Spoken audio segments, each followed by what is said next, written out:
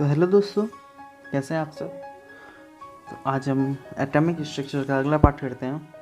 ठीक है, सेल, सब सेल एंड ऑर्बिटल। तो आपको पता है सेल क्या होता है? KLMN, ये तो आपको पता ही होगा। ये डिस्कवर करके दिए थे नील्स बोर। ठीक है, तो बोर ने डिस्कवर करके दिए थे कि न्यूक्लियस है। न्यूक्लियस रदरफोर्ड ने किया था। ठीक है, न्यूक्लियस। और उसके बाद रदरफोर्ड ने बताया था कि जो इलेक्ट्रॉन जो रिवॉल्व कर रहे हैं उनका कोई फिक्स्ड ऑर्बिट नहीं है ना। वो घूमते घूमते हो सकता है वो न्यूक्लियस के अंदर समा जाए। और नील्स बोर ने बताया कि इनका एक फिक्स्ड ऑर्बिट है। ठीक है, एक ऑर्बिट का नाम है KLMN और 1 2 3 4। ठीक है, अब आगे चल के हमें ये भी पता चला कि ये सेल के अंदर, जैसे एटम के अंदर सब यूनिट पार्टिकल थे ना, इलेक्ट्रॉन प्रोटॉन न्यूट्रॉन, तो यही चीज़ यहाँ पे बोला गया है। एटम के अंदर जो सेल है जिसमें इलेक्ट्रॉन रिवॉल्व कर रहा है, जो ये सेल है, इसका सेल का भी सब यूनिट पार्टिकल है। हाँ, सब यूनिट पार्टिकल कौन सा है? वो है सब सेल। ठीक है, अगर हम देखिए, आपको फिगर में दिख रही होगी, जैसे ये सेल है। ठीक है, पहला सेल देखिए K, इसका सब सेल देखें तो 1। ठीक है, दूसरा सेल देखिए L, इसका सब सेल देखें तो 2। तीसरा सेल देखिए, सेल नंबर 3 है। ठीक है, 1 2 3 है M, इसका सब सेल देखें तो 3 है ना।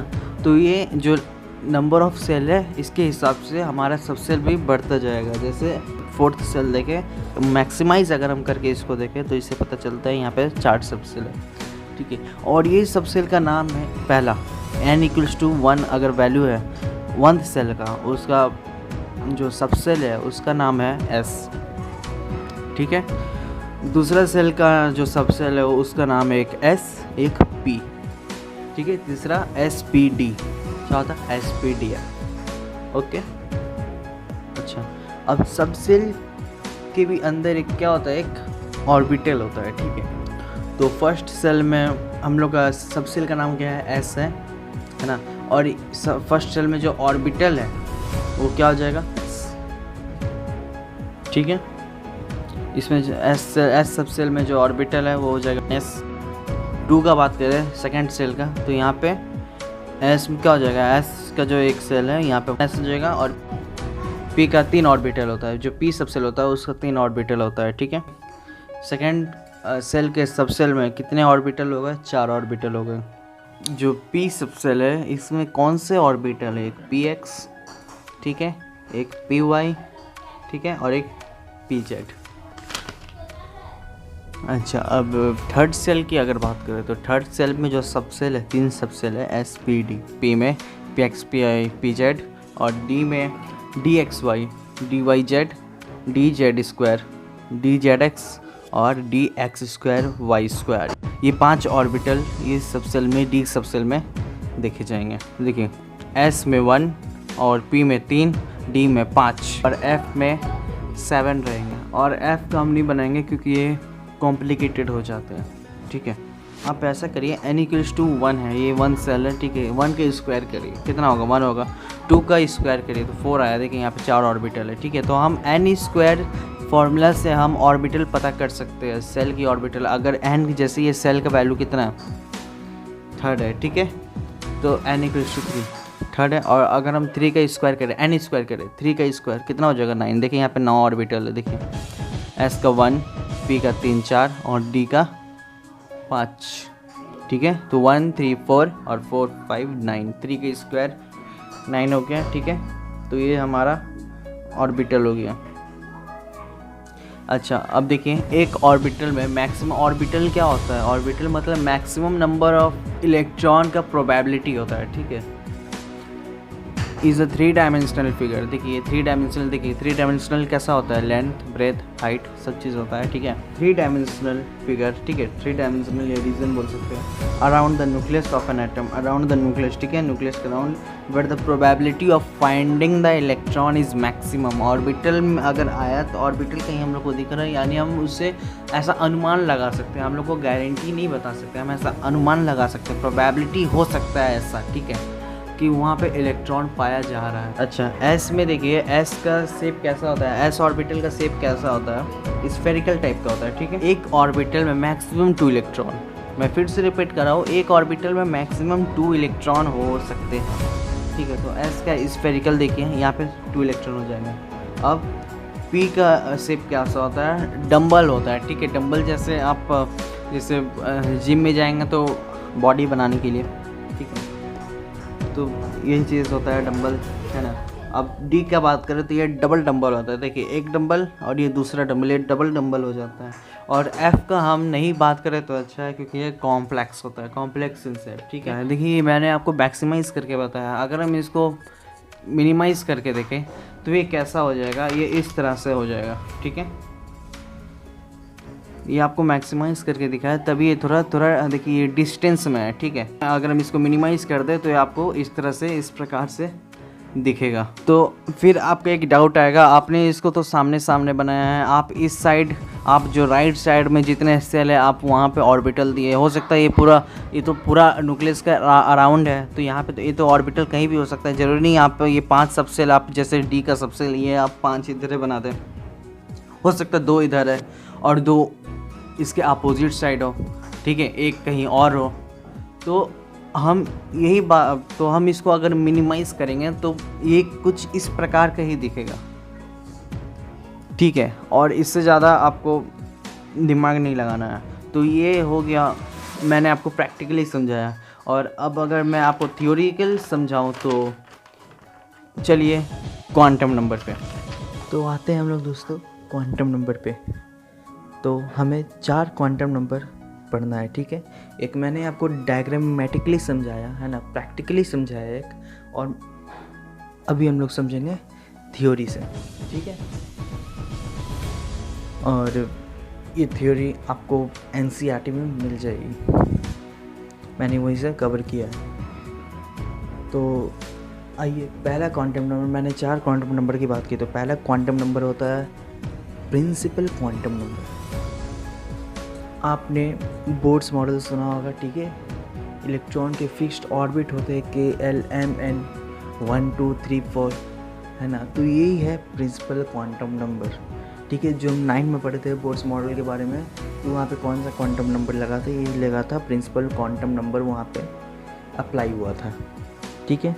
आइए थोड़ा डिटेल में जान लेते हैं क्या है प्रिंसिपल क्वांटम नंबर। तो देखिए यहाँ पे आपको डायग्राम दिख रहा होगा, ये है nucleus, first shell, second shell, third shell, और इसको हम डिनोट कैसे करते हैं, n से, ठीक है। n मतलब नंबर ऑफ सेल, 1 2 3 4, है ना। और it denotes size of orbital. Size of orbital यहाँ पे क्या लिखा है दोस्तों, देखिए। तो जैसे जैसे हम सेल की ओर इंक्रीज करेंगे, first shell, second shell, third shell, वैसे वैसे ऑर्बिटल का जो साइज़ है बढ़ता जाएगा, ठीक है। जैसे जैसे आपको सब सेल बड़ा हुआ दिखाई दे रहा था, ठीक वैसे ऑर्बिटल में भी इंक्रीजिंग होता है। और साइड में अगर मैं बात करूँ तो यहाँ पे एनर्जी भी इंक्रीज़ हो रहा है। वो कैसे, क्योंकि इलेक्ट्रॉन न्यूक्लियस के जितना सामने रहेगा, ठीक है। तो न्यूक्लियस जो अपने एनर्जी लगाता है, आपने 10 में पढ़ा होगा, न्यूक्लियस जो अपना एनर्जी लगाता है tends to pull the electrons closer to it. वो अपने एनर्जी से इलेक्ट्रॉन को क्या करते हैं, अपनी ओर खींचते हैं, ठीक है। और अपनी ओर खींचते हैं तभी वो अपनी एक एक्सिस पे घूम पाते हैं ना, लेकिन वो अपना स्टेबिलिटी खो देते हैं, क्योंकि उनके पास कोई एनर्जी नहीं रहता, क्योंकि उनका सारा एनर्जी न्यूक्लियस अपनी ओर खींच लेते हैं, ठीक है। और वो जो घूमते हैं ना, वो जो जिस फोर्स से घूमते हैं उसे कहते हैं इलेक्ट्रोस्टैटिक फोर्स, जो वो अपनी एक्सिस पे राउंड करते हैं, ठीक है। और जो एनर्जी लगती है वो एनर्जी को हम लोग बोलते हैं पोटेंशियल एनर्जी बोलते हैं उसको, ठीक है। और जैसे जैसे एनर्जी, देखिए इलेक्ट्रॉन अभी न्यूक्लियस के सामने है, तो इलेक्ट्रॉन का अभी एनर्जी कम है, क्योंकि सारा एनर्जी न्यूक्लियस अपनी ओर खींच रहा है। वो इलेक्ट्रॉन का एनर्जी सारा अपने ओर न्यूक्लियस खींच रहा है। लेकिन वैसे ऐसे अगर हम आगे बढ़ते जाएंगे तो न्यूक्लियस का जो एनर्जी है उतनी बाद वाले इलेक्ट्रॉन तक नहीं पहुंच सकते हैं, ठीक है। बाद वाले जो इलेक्ट्रॉन था उसके अंदर वाले सेल की अगर हम बात करें तो वहाँ उसमें भी एक इलेक्ट्रॉन होंगे। दोनों इलेक्ट्रॉन का क्या होगा, एक बाद वाले सेल का जो इलेक्ट्रॉन है नेगेटिव चार्ज, अंदर वाले सेल का भी नेगेटिव चार्ज, तो ये दोनों क्या करेंगे ना, आपस में रिपेल करेंगे, ठीक है। न्यूक्लियस क्या है, बाद वाले सेल को अपनी ओर अट्रैक्ट करेगा, ठीक है। लेकिन जो ये अंदर वाले जो इलेक्ट्रॉन है वो बाहर वाले इलेक्ट्रॉन को रिपेल करेंगे, इसलिए उनकी स्टेबिलिटी ख़त्म नहीं होती है, बाद वाले इलेक्ट्रॉन की स्टेबिलिटी ख़त्म नहीं होती है, ठीक है। तो ऐसे ऐसे एनर्जी इंक्रीज़ होते जाती है। ठीक है, अगर मैं बात करूँ, देखिए n इक्वल्स टू 1 यानी के सेल, हम लोग को ये सेल नंबर दे दिया है, तो हम कैसे जाने कि इसमें ऑर्बिटल कितना को है, तो हम यहाँ फॉर्मूला है मेरा n²। ठीक है, तो 1 के स्क्वायर करेंगे 1। अब जैसे सेकेंड सेल का बात करें n इक्वल्स टू 2, ठीक है, l सेल है, के एल सेकेंड सेल है, ऑर्बिटल यहाँ पे बात करें तो n² यानी 2 का स्क्वायर, यहाँ पे 4 ऑर्बिटल है। नेक्स्ट चलते हैं एजीमुथल क्वांटम नंबर, तो इसको डिनोट कैसे करते हैं, l से। देखिए प्रिंसिपल क्वांटम नंबर में देखिए डिनोटेड बाई n, और ये n किसको दर्शाता है, सेल को। ठीक है, n किसको रिप्रेजेंट करता है, सेल को। और एजीमुथल में आया तो डिनोटेड बाई l, और ये l क्या है, सब सेल, सेल का सब यूनिट पार्टिकल जो है वो सब सेल। ठीक है, l इसको डिनोट करता है। अब एजीमुथल क्वांटम नंबर से हम लोग को क्या पता चलता है, डिनोट शेप ऑफ ऑर्बिटल। ठीक है, l क्या है, देखिए l सब सेल को डिनोट करता है ना, लेकिन एक्चुअल में अगर मैं बोलूँ, टेक्निकली बोलूँ तो ये शेप ऑफ ऑर्बिटल भी बताता है। ठीक है, जैसे क्वांटम नंबर प्रिंसिपल में क्या था कि सेल को ये n डिफाइन करता है, लेकिन एक्चुअल में ये साइज़ ऑफ ऑर्बिटल बताता है। ठीक है, यहाँ पे साइज़ इंक्रीज़ हो रहा था ना, साइज़ का मेजरमेंट नहीं दिया है, बस आप जान लीजिए यहाँ पे साइज़ इंक्रीज़ हो रहा था। और ये एजीमुथल में यहाँ पे हमें ऑर्बिटल के शेप के बारे में पता चलेगा। ठीक है, कौन सा शेप का है, S 4 शेप होते हैं, S P D F। S में स्फेरिकल शेप होते हैं, P में डम्बल शेप होते हैं, और D में डबल डम्बल शेप होते हैं, और F कॉम्प्लेक्स होता है। तो इसके बारे में अभी हम आगे डिस्कस करेंगे। तो आइए हम जान लेते हैं। अब देखिए, अगर हम सब सेल का फॉर्मूला लिखें, सब सेल तो n ही होता है। ठीक है, n मतलब सेल, जितना जो सेल का नंबर रहेगा वही सब सेल भी मेरा आंसर होगा। ठीक है, अब जैसे हम फर्स्ट सेल की बात करें, n इक्वल्स टू 1, ठीक है, के सेल, तो सब सेल क्या हो जाएगा, इक्वल्स टू n यानी नंबर ऑफ सेल मेरा क्या है, 1 है, 1 आंसर हो जाएगा। ठीक है, अब n इक्वल्स टू 2 है, तो सब सेल हम बात करें, सब सेल इक्वल्स टू n मेरा फॉर्मूला हो जाएगा, और n क्या है मेरा 2 है। ठीक है, आप ये देखिए ना, देखिए फर्स्ट सेल में एक सब सेल है, सेकेंड सेल में 2 सब सेल है। ठीक है, तो यही चीज़ लिखो, n इक्वल्स टू 3, तो सब सेल कितना हो जाएगा, 3 हो जाएगा। ठीक है, देखिए n इक्वल्स टू 4, तो सब सेल कितना हो जाएगा, 4 हो जाएगा। ठीक है, अच्छा अभी हम लोग इसमें क्या जा रहे हैं, it denotes shapes of orbital, shape के बारे में बताता है। वो कैसे, तो हमारे साइंटिस्ट ने यहाँ पे कुछ फॉर्मूले दिए हैं। ठीक है, ये जो L है ना, L जो सब सेल को दर्शाता है, सब सेल के बारे में रिप्रेजेंट करता है, तो इसके हमारे कुछ फॉर्मूले हैं। ठीक है, पहले L का एक वैल्यू दे दिया है। वैल्यू क्या होगा, L का वैल्यू से हम लोग को पता चलेगा कि वो कौन सा, वहाँ पे कौन सा शेप है, ऑर्बिटल कौन सा शेप है। ठीक है, जैसे वैल्यू ऑफ L हमारा क्या होगा, 0 to n-1, n क्या है मेरा सेल। ठीक है, 0 to n-1 मेरा जो भी वैल्यू आएगा उससे हम लोग को पता चलेगा कि वहाँ जो सेल है उसमें ऑर्बिटल कौन सा शेप का है। ठीक है, जैसे n equals to 1 first shell का बात करें, तो L इक्वल्स टू मेरा फॉर्मूला क्या है, 0 to n-1, तो n की जगह हम क्या लिख देंगे, 1 लिख देंगे। ठीक है, 1-1 यानी 0 to 0, मेरा आंसर क्या हो जाएगा, 0 हो जाएगा। ठीक है, यानी यहाँ पे फर्स्ट सेल में मेरा L का वैल्यू कितना आया, 0 आया। ज़्यादा कंफ्यूज नहीं आया कि ये फॉर्मूला कैसे आया, ये कहाँ से हुआ, किस तरह से हो रहा, बस आपको अभी बस इतना ही जानना है। ठीक है, और इसी पे बेस्ड आपको क्वेश्चन आएंगे और आपको ऐसे ही आंसर लिखना है जैसे मैं करा रहा हूँ। ठीक है, और ज़्यादा आपको ऊपर अभी दिमाग नहीं लगाना है। ठीक है, n इक्वल्स टू 2 मैं बात करूँ। ठीक है, सेकेंड सेल, तो L का वैल्यू क्या हो जाएगा, 0 to n के जगह हम क्या डालेंगे, 2 डाल देंगे, 2-1, 0 to 2-1 1, यानी 0 to 1 में कौन सा वैल्यू आएगा, 0 1। ठीक है, और थर्ड सेल का मैं बात करूँ तो L इक्वल्स टू 0 to 3-1। ठीक है, n की जगह मैंने 3 लगा दिया, तो 0 to 3-1 2 हो जाएगा, यानी बीच में क्या आ रहा है, 0 1 2। ठीक है, 0 2 के बारे में बीच में क्या आएगा, 0 1 2 के बीच में क्या आएगा, एक 1 आएगा, तो 0 1 2 मेरा यहाँ पे L का वैल्यू आ गया। अब फोर्थ सेल की मैं बात करूँ तो L equals to 0 to n-1 की जगह 4-1। ठीक है, n की जगह मैंने 4 रखा, तो 0 to 3 हो जाएगा, 4-1 3, यानी 3 और 0 के बीच में, 0 और 3 के बीच में कौन सा नंबर आएगा, 0 1 2 3। ठीक है, 1 2 आया, यानी 0 1 2 3, यहाँ पे मेरा L का वैल्यू निकल गया। अब आइए देखिए, L का वैल्यू अगर 0 रहे, ठीक है, फर्स्ट सेल में हम लोग का वैल्यू 0 आया था, ठीक है, फर्स्ट सेल में, तो L की वैल्यू अगर 0 आए तो हम समझ जाएंगे वो किस शेप का है, S शेप का है, यानी स्फेरिकल शेप का है। L का वैल्यू अगर 1 आए, ठीक है, तो हम समझ जाएंगे वो डम्बल शेप का है, ठीक है, डम्बल मतलब L के वैल्यू अगर 2 आए यानी D शेप यानी डबल डम्बल शेप, और L का वैल्यू अगर 3 आए यानी वो F शेप का बन रहा है, यानी कॉम्प्लेक्स, जिसका हम कोई अभी तक शेप नहीं बता सकेंगे। तो हमने बैक में जो अभी वैल्यू ऑफ L हमने निकाला था, चलिए उस पेज में चलते हैं।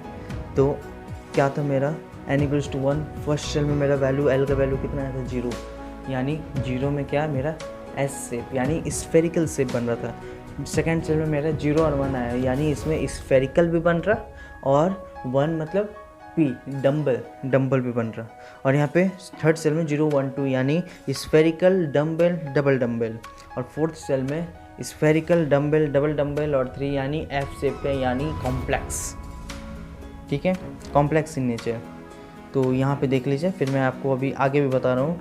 n = 1, ठीक है, फर्स्ट सेल है और L का वैल्यू 0 यानी स्फेरिकल शेप का S शेप का बन रहा है, ठीक है, S, और n = 1 है, फर्स्ट सेल है ना, तो हम यहाँ पे 1s दे देंगे। ये मेरा क्या हो गया, 1s मेरा ये ऑर्बिटल है, ठीक है। S P D F ये सब सेल है, ठीक है, ये सब सेल है। अच्छा, मैंने आपको सब सेल का डिफिनेशन लिखा है, सब सेल का डिफिनेशन लिख लीजिए। और सब cell is a sub division of electron cell, ठीक है, सेल का सब डिवीज़न है, सेपरेटेड बाय इलेक्ट्रॉन ऑर्बिटल्स। सब सेल के अंदर हमें ऑर्बिटल मिलेंगे। तो n = सेकेंड सेल अगर आया तो मेरा L का वैल्यू कितना था 0 और 1, यानी S P दोनों बन रहा, और सेकेंड सेल में तो यहाँ पे 2s 2p हो जाएगा। तो ये मेरा क्या हो गया, ऑर्बिटल हो गया, ठीक है, 2s मेरा ऑर्बिटल हो गया, 2p मेरा ऑर्बिटल हो गया। थर्ड सेल में 0 1 2 मेरा L का वैल्यू आया था, यानी यहाँ पे SPD 0 1 2, ठीक है, 0s 1p और 2d, और थर्ड सेल है ना, तो यहाँ पे 3s 3p 3d सब में हो जाएगा, ठीक है। मैं आपको आगे भी बता रहा हूँ, ठीक है, ये आप नोट्स लिख लीजिए। देखिए दोस्तों, हमें एजिमुथल में हमें सिर्फ शेप के बारे में जानना था, जो हमने जान लिया। थर्ड आता है हम लोग का मैग्नेटिक क्वांटम नंबर, ठीक है, मैग्नेटिक क्वांटम नंबर, जिसे हम m से डिनोट करते हैं, और ये क्या बताता है, ये ऑर्बिटल के बारे में बताता है, ठीक है, डिनोटेड बाय m, और ये ऑर्बिटल को बताता है। और अगर हम ये एक्चुअल इसका अगर एक्चुअल हेल्प पता करना चाहे तो ये क्या बताता है, ओरिएंटेशन ऑफ ऑर्बिटल, ठीक है, जो ऑर्बिटल बन रहा है और वो जो शेप से बन रहा है, डम्बल शेप का बन रहा है, डबल डम्बल शेप से ऑर्बिटल बन रहा है। P का 3 शेप होता है, ठीक है, PX PY PZ, तो ये 3 जो है ये ओरिएंटेशन है, और ये जब कंबाइन होके एक क्या बन जाता है, ऑर्बिटल बन जाता है। ऐसा तो वो भी ऑर्बिटल है, वो जो ओरिएंटेशन है वो ओरिएंटेशन बताने चाह रही है कि कितने को ऑर्बिटल है, अभी 3, ठीक है, 3 को ऑर्बिटल है, PX PY PZ 3 अलग अलग ऑर्बिटल है, वो साथ में कंबाइन भी हो जाते हैं, तो वो कुछ बड़े ऑर्बिटल बन जाते हैं, है ना। अच्छा, अब ये हमें क्या बताता है, मैग्नेटिक क्वांटम नंबर हमें क्या बताता है, ये बताएगा नंबर ऑफ ऑर्बिटल, ठीक है, ओरिएंटेशन मतलब नंबर ऑफ ऑर्बिटल, है ना, ये आप ध्यान रखो, ओरिएंटेशन ऑफ ऑर्बिटल मतलब वो नंबर ऑफ ऑर्बिटल भी बताएगा, और साथ में वो बताएगा वैल्यू ऑफ ऑर्बिटल। जैसे हम L का वैल्यू निकालें तो हमें पता चल गया, जैसे हमारा L का वैल्यू क्या था, 0 था, 0 1 0 1 2, तो ये मेरा वैल्यू था, है ना, और हमने ये बता दिया कि 0 से मेरा कौन सा शेप बन रहा है, तो इसमें से भी हमें वैल्यू ऑफ ऑर्बिटल पता चलेगा, और इससे हम बता देंगे कि मेरा कितना नंबर ऑफ ऑर्बिटल बन रहा है, ठीक है। जैसे देखिए, to find the value of orbital, ठीक है, हम ये फॉर्मूला लगाएंगे -L 2L, ठीक है।